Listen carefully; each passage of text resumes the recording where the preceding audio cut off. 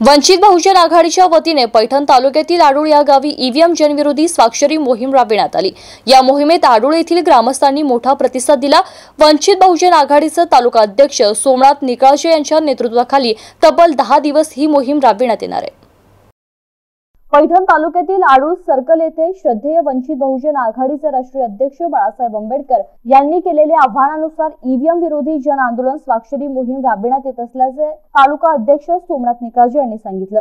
या मोहिमेचे आयोजन दिनांक 4 डिसेंबर ते 16 डिसेंबर या कालावधीमध्ये पैठण तालुक्यात संपूर्ण तालुका सर्कल निहाय राबविण्यात येणार आहे। सदर ईव्हीएम विरोधी जन आंदोलन स्वाक्षरी मोहीम मंगळवारी आडूळ परिसरात स्वाक्षरी मोहीम घेण्यात आली। यावेळी भगवानराव बनसोडे, छबुराव वणकर, अतुल गिरी, अविनाश चाबुकस्वार, राहुल अडसू, दीपक शेलार, विष्णुवीर, प्रशांत चव्हाण, साबिर पटेल, आलिम पठाण, अशोक भालेराव, नितीन शेलार, भगवान गायकवाड, गणेश शेख, राजू चव्हाण, सतीश भालेराव, सुमित जाधव, पंकज गायकवाड तसेच मोठ्या संख्येने नागरिक पदाधिकारी यांनी स्वाक्षरी मोहिमेत सहभाग घेतला। Gautam Badkar, MCN news, Paithan.